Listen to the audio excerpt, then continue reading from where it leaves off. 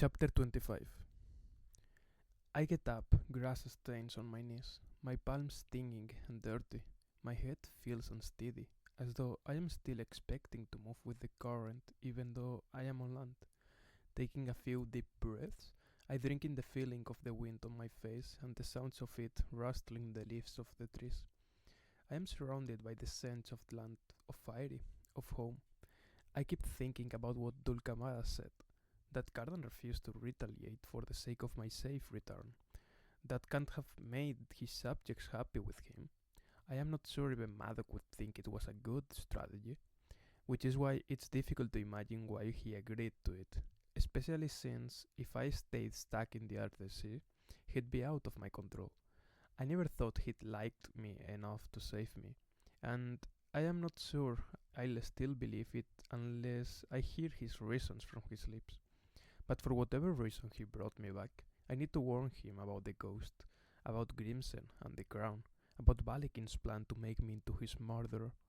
I start toward the palace on foot, sure it will take the guards far longer to realize I have gone than it would take the stable hands to discover a missing mount.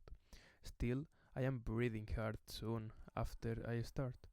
Halfway there, I have to stop and rest on a stump. You're fine, I tell myself. Get up. It takes me a long time to make it to the palace. As I walk toward the doors, I square my shoulders and try not to show just how exhausted I am. Senescal, one of the guards at the gate says. Your pardon, but you are barred from the palace. You've never to deny me an audience or give an order to keep me from your sight.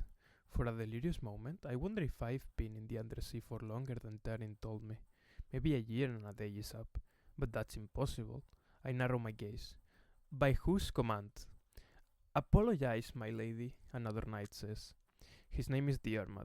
I recognize him as a knight Maddock has his eye on, someone he could trust. The general, your father, gave the order. I have to see the High King, I say, trying for a tone of command, but instead of a note of panic creeps into my voice. The Grand General told us to call you a carriage if you came, and, if necessary, ride in it with you. Do you expect you will require our presence? I stand there, furious and outmaneuvered. No, I say. Cardan couldn't refuse me an audience, but he could allow someone else to give the order. So long as Maddock didn't ask for Cardan's permission, it didn't contradict my commands, and it wouldn't be so hard to figure out the sort of things I might have commanded to Cardan. After all, most of it was stuff Maddock would probably have ordered himself. I knew that Maddock wanted to rule Fiery from behind the throne. It didn't occur to me that he might find his way to Cardan's side and cut me out. They played me. Either together or separately, they played me. My stomach churns with anxiety. The feeling of being fooled, the same of it, haunts me. It tangles up my thoughts. I recall Cardan sitting atop the dappled grey horse on the beach, his impassive face, furred cloak, and crown highlighting his resemblance to Eldred. I may have tricked him into his role, but I didn't trick the land into receiving him. He has real power, and the longer he's on the throne, the greater his power will become. He's become the High King, and he's done it without me. This is everything I feared when I came up with this stupid plan in the first place. Perhaps Cardan didn't want this power at first, but now that he has it, it belongs to him. But the worst part is that it makes sense that Cardan is out of my reach, for him to be inaccessible to me. Diarmid and the other knights stopping me at the palace doors is the fulfillment of a fear I've had since the crown was placed on Cardan's head. And as terrible as it feels, it also seems more reasonable than what I've been trying to convince myself of for months, that I am a senescal of the High King of Fairy, that I have real power, that I can keep this game going. The only thing I wonder is why not let me languish beneath the sea. Turning away from the palace, I head through the trees to where there's an entrance into the Court of Shadows. I just hope I won't run into the ghost. If I do, I am not sure what will happen. But if I can get to the roach and the bomb, then maybe I can rest a while, and get the information I need, and send someone to slit Grimsen's throat before he has completed making the new crown. When I get there, though, I realize the entrance is collapsed. No, as I look at it more carefully, that's not exactly right. There's evidence of an explosion. Whatever destroyed this entrance did more damage than that. I cannot breathe.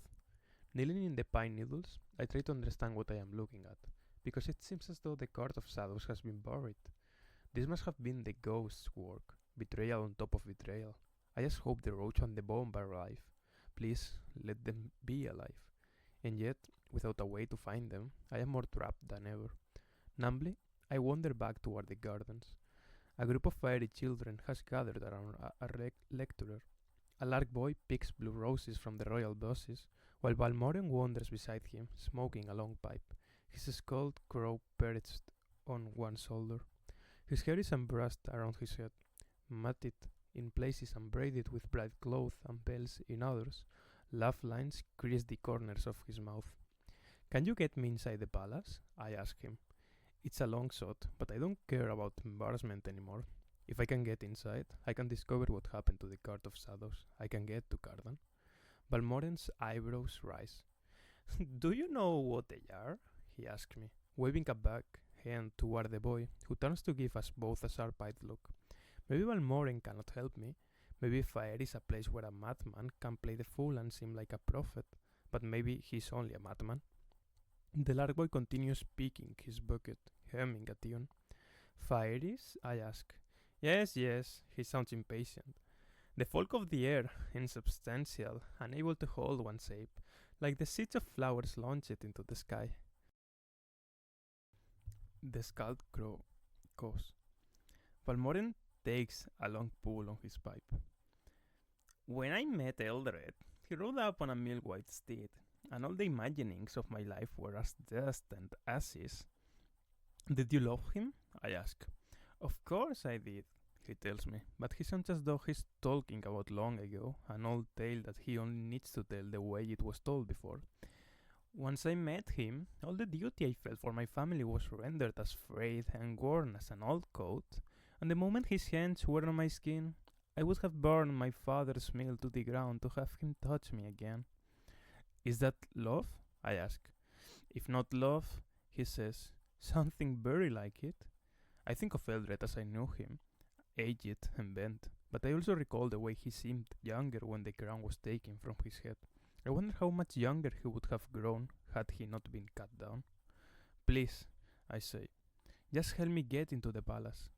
When Eldred rode up on his milk-white steed, he says again, he made me an offer. Come with me, he said, to the land under the hill, and I will feed you on apples and honey, wine and love. You will never grow old, and all you wish to know you may discover. That sounds pretty good, I admit. Never make a bargain with them, he tells me, taking my hand abruptly. Not a wise one or a poor one, not a silly one or a strange one, but especially not one that sounds pretty good. I sigh.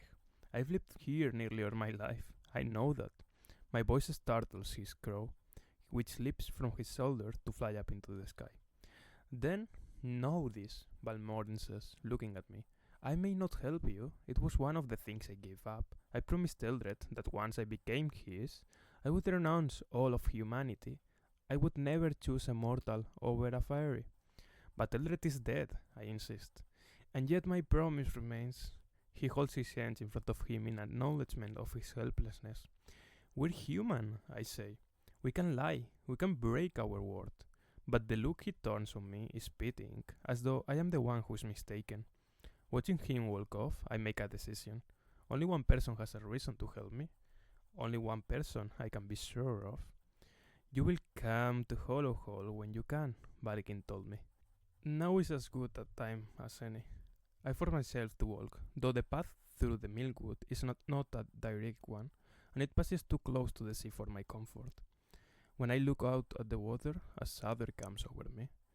It will not be easy to live on an island if I am tormented by waves. I pass by the lake of Mask. When I look down, I see 3 pixies staring back at me with apparent concern. I plunge my hands in and scrub my face with the fresh water. I even drink a little, though it's magical water and I am not sure it's safe. Still, fresh water was too dear for me to pass up an opportunity to have it. Once Hollow Hall is in sight, I pause for a moment to get breath and courage both. I walk up to the door as boldly as I can. The knocker on the door is a piercing through the nose of a sinister carved face. I lift my hand to touch the ring, and the carving's eyes open. I remember you, says the door. My princess lady. You're mistaken, I say.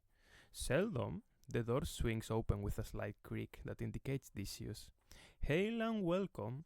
Hollow Hall is empty of servants and guards. No doubt it is difficult for Prince Balekin to cozen any of the folk to serve him when he is so clearly a creature of the Undersea.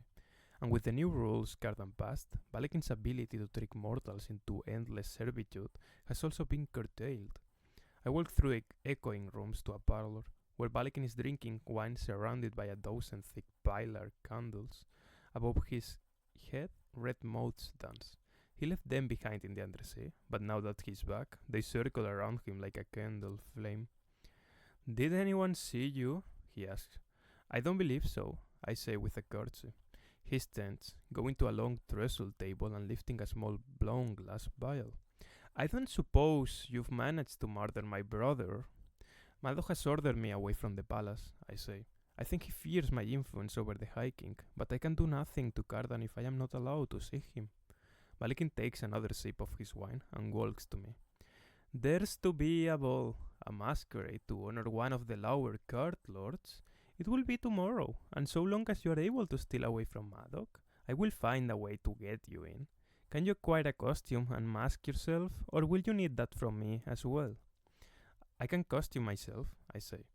Good, he holds up the vial. Stabbing would be very dramatic at such a public function. Poison is ever so much easier. I want you to carry this with you until you have a moment alone with him, and then you must add it to his wine in secret. I will, I bow. Then he takes my chin, glamour in his voice. Tell me that you're mine, youth. When he places the vial in my hand, my fingers close over it. I am your creature, Prince Balekin, I say, looking into his eyes and lying with my broken heart. Do with me what you will. I am yours.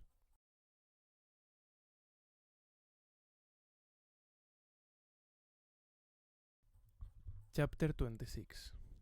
As I am about to leave Hollow Hall, I am suddenly beset by a wave of exhaustion. I sit down on the steps, light-headed, and wait until the feeling passes. A plan is growing in my mind, a plan that requires the cover of dark and my being well rested and reasonably well equipped. I could go to Tarin's house, but Locke would be there, and he did try to kill me that one time. I could return to Maddox, but if I do, it's likely that the servants have been instructed to roll me up in fuzzy blankets and hold me in cushioned captivity until Cardan is no longer under my command, but sworn to obey his Grand General. Horrifyingly, I wonder if the best thing to do is to stay here. There are no servants, no one to bother me but Balekin, and he is preoccupied. I doubt he would even notice my presence in this enormous and echoing house. I mean to be practical, but it's hard to fight against the instinct to run as far and as fast from Balekin as I can. But I've exhausted myself already. Having snuck through Hollow Hall enough times before, I know the way to the kitchens. I drink more water from the pump just beyond it, finding myself desperately thirsty. Then I went my way up the steps to where Cardan once slept. The walls are as bare as I remember. The half-tester bed dominates the room with its carvings of dancing, bare-breasted catgirls. He had books and papers, now gone, but the closet is still full of extravagant and abandoned clothes. I suppose they are no longer ridiculous enough for the High King, but more than a few are black as night, and there's hosts that will be easy to move in. I crawl into Cardan's bed, and although I fear I will toss and turn with nerves, I surprise myself by slipping immediately into a deep and dreamless sleep. Upon walking in the moonlight, I go to his closet and dress myself in the simplest of his clothes. A velvet doublet whose collar and cuffs I rip pearls from, along with a pair of plain, soft leggings. I set out again, feeling less wobbly. When I pass through the kitchens, I find little in the way of food, but there's a corner of hard bread that I gnaw on as I walk through the dark. The Palace of Elham is a massive mound with most of the important chambers, including the enormous throne room, underground. At the peak is a tree, its root warming down more deeply than could come from anything but magic. Just beneath the tree, however, are the few rooms that have panes of thin crystal letting in light. They are unfashionable rooms, like the one Cardan once set fire to the floor of and where Nicasia popped out of his wardrobe to shoot him. That room is now sealed, the double doors locked and barred, so that the passage to the royal chambers cannot be accessed. It would be impossible to get inside from within the palace. But I am going to climb the hill. Quietly, stealthily, I set off, sinking my two knives into the dirt, pulling myself up, wedging my feet on rocks and roots, and then doing it again. Higher and higher I go. I see bats circling overhead and freeze, willing them not to be anyone's eyes. An owl calls from a nearby tree, and I realize how many things could be observing me. All I can do is go faster. I am nearly to the first set of windows when weakness hits me. I grit my teeth and try to ignore the shaking of my hands, the unsteadiness of my step. I am breathing too fast, and all I want to do is give myself a rest. I am sure, though, that if I do, my muscles will stiffen up, and I won't be able to start again. I keep going, although my whole body hurts. Then I stab one of the knives into the dirt and try to lever myself up, but my arm is too weak. I can't do it. I stare down the steep, rocky hill at the twinkling lights around the entrance of the bluff. For a moment, my vision blurs, and I wonder what would happen if I just let go. Which is a stupid thought. What would happen is that I would roll down the hill, hit my head, and hurt myself really badly. I hold on, scrabbling my way toward the glass panes. I have looked at the maps of the palace enough times that I only have to peer into 3 panes before I find the correct one. It looks down on only darkness, but I get to work, chipping at the crystal with my knife until it cracks. I wrap my hands in the sleeve of the doublet and break off pieces of it. Then I drop through into the darkness of the rooms that Cardan abandoned. The walls and furnishings still stink of smoke and sour wine. I make my way by touch to the wardrobe. From there, it is easy to open the passage and path down the hall, down the spiraling path to the royal chamber. I split into Cardan's room. Though it is not yet dawn, I am lucky. The room is empty of revelry. No courtiers doze on the cushions or in his bed. I walk to where he sleeps and press my hand over his mouth. He wakes, fighting against my grip. I press down hard enough that I can feel his teeth against my skin. He grabs for my throat, and for a moment I am scared that I am not strong enough, that my training isn't good enough. Then his body relaxes utterly, as though realizing who I am. He shouldn't relax like that. "He sent me to kill you," I whisper against his ear. A shiver goes through his body, and his hand goes to my waist. But instead of pushing me away, he pulls me into the bed with him, rolling my body across him onto the heavily embroidered coverlets. My hand slips from his mouth, and I am unnerved to find myself here. I am in the new High King's new bed, one I am still too human to lie in, beside someone who terrifies me the more I feel for him. "Balekin and Orlaf are planning your murder," I say, flustered. "Yes," he says lazily. "So, why did I wake up at all?" I am awkwardly conscious of his physicality, of the moment when he was half awake and pulled me against him. "Because I am difficult to charm," I say. That makes him give a soft laugh. He reaches out and touches my hair, traces the hollow of my cheekbone. "I could have told my brother that," he says, with a softness in his voice I am utterly unprepared for. "If you hadn't allowed Maddox to bar me from seeing you, I might have told you all this sooner. I have information that cannot wait." Cardan shakes his head. "I know not of what you speak. Maddox told me that you were resting and that we should let you heal." I frown. "I see. And in the interim, Maddox would no doubt take my place as your advisor," I tell Cardan. "He gave your guards orders to keep me out of the palace." "I will give them different orders," Cardan says. He sits up in the bed, his bare to the waist, his skin silvery and in the soft glow of the magical lights. He continues looking at me in this strange way, as though he's never seen me before, or as though he thought he might never see me again. "Cardan?" I say, his name tasting strange on my tongue. "A representative from the Guard of Termites came to see me. She told me something, what they asked in exchange for you," he says. "I know all the things you will say, that it was foolish to agree to pay their price, that it destabilizes my role, that it was a test of my vulnerabilities, and that I failed it. Even Maddox believed it was a betrayal of my obligations, although his alternatives weren't exactly diplomatic either. But you do not know Balekin and Nicasia as I do. Better they think you are important to me than to believe what they do to you is without consequences. I consider how they treated me when they believed me to be valuable and shudder. I have thought and thought since you were gone, and there is something I wish to say. Cardan's face is serious, almost grave, in a way that he seldom allows himself to be. When my father sent me away, at first I tried to prove that I was nothing like he thought me. But when that didn't work, I tried to be exactly what he believed I was instead. If he thought I was bad, I would be worse. If he thought I was cruel, I would be horrifying. I would live down to his every expectation. If I couldn't have his favor, then I would have his wrath. Balekin did not know what to do with me. He made me attend his divorces, made me serve wine and food to show off his tame little prince. When I grew older and more ill-tempered, he grew to like having someone to discipline. His disappointments were my lashings, his insecurities my flaws. And yet, he was the first person who saw something in me he liked. Himself. He encouraged all my cruelty, inflamed all my rage, and I got worse. I wasn't kind, dude. Not to many people, not to you. I wasn't sure if I wanted you, or if I wanted you gone from my side so that I would stop feeling as I did, which made me even more unkind. But when you were gone, truly gone beneath the waves, I hated myself as I never have before. I am so surprised by his words that I keep trying to find the trick in them. He can truly mean what he's saying. Perhaps I am foolish, but I am not a fool. You like something about me, he says, mischief lighting his face, making its planes more familiar. The challenge? My pretty eyes? No matter, because there is more you do not like, and I know it. I can trust you. Still, when you were gone, I had to make a great many decisions. And so much of what I did right was imagining you beside me, Jude, giving me a bunch of ridiculous orders that I nonetheless obeyed. I am robbed of speech. He laughs, his warm hand going to my shoulder. Either I've surprised you, or you are as ill as Maddox claimed. But before I can say anything, before I can even figure out what I might say, a crossbow is suddenly lowered at me.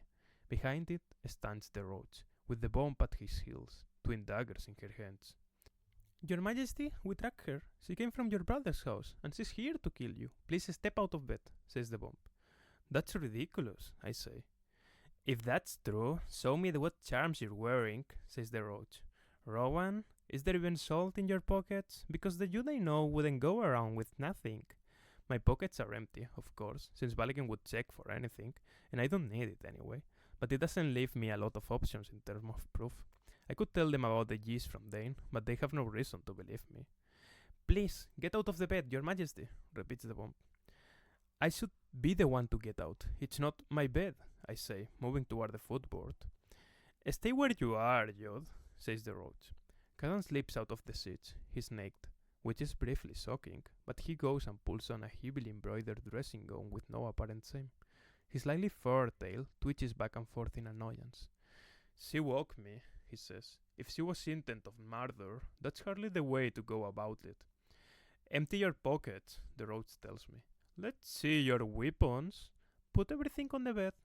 Cardan settles himself in a chair, his dressing gown enfolding him like a robe of state. I have little, the heel of bread, gnawed but unfinished, 2 knives crusted with dirt and grass, and the stoppered veil. The bomb lifts it up and looks at me, shaking her head. Here we go. Where did you get this? From Balekin, I say, exasperated, who tried to glamour me to murder Cardan because he needs him dead to persuade Grimsen to make him his own crown of Elfham, and that is what I came to tell the High King. I would have told you first, but I couldn't get to the Court of Shadows. The bomb and the road share a disbelieving look.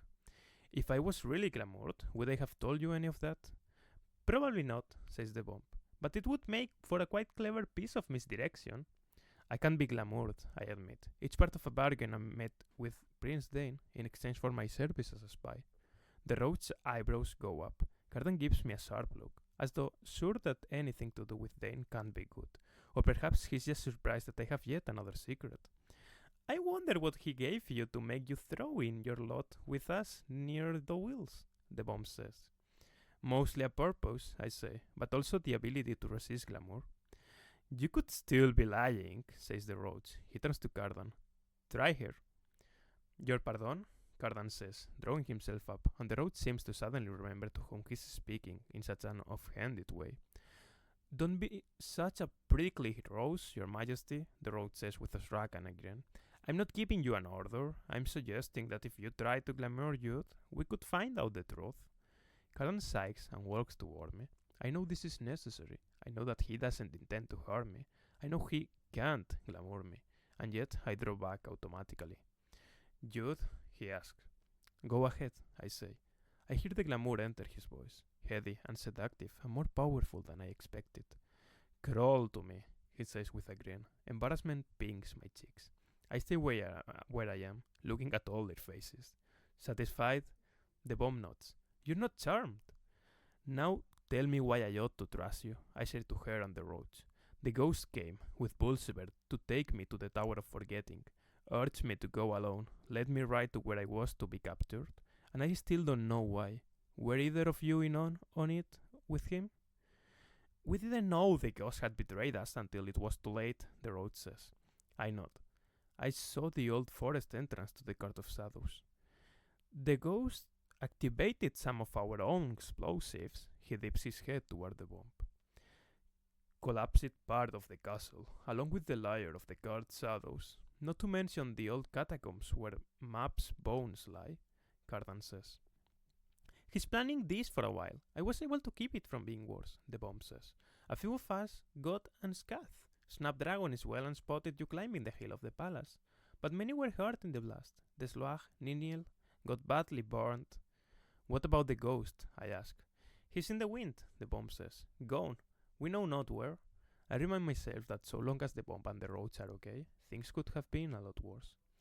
Now that we're all on the same dreary page, Cardan says, we must discuss what to do next. If Balekin thinks he can get me into the masquerade, then let him bend his will toward that aim. I play along.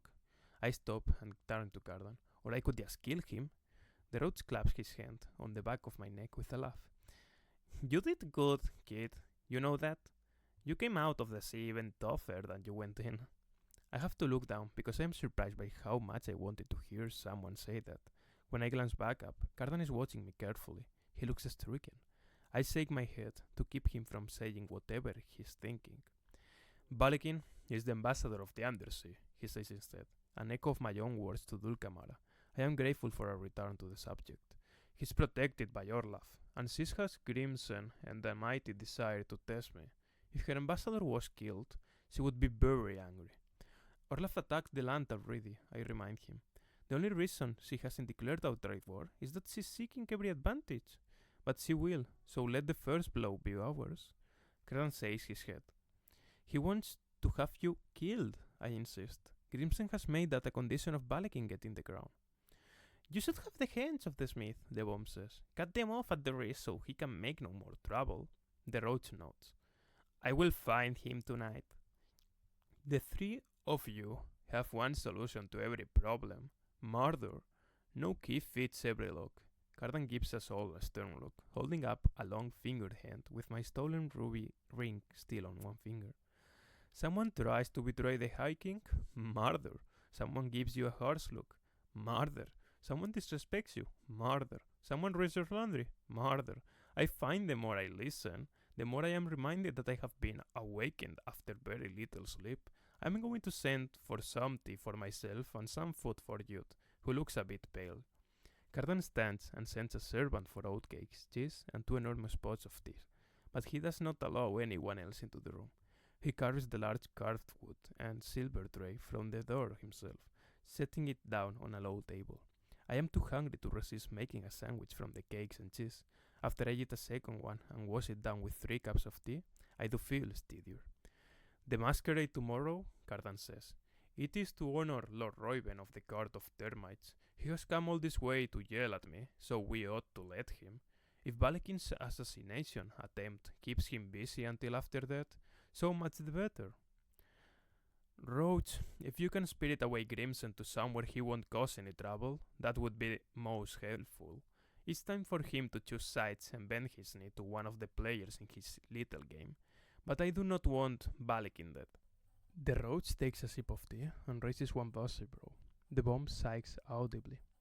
Cardan turns to me. Since you were taken, I've gone over all the story I could find on the relationship of the land and the sea.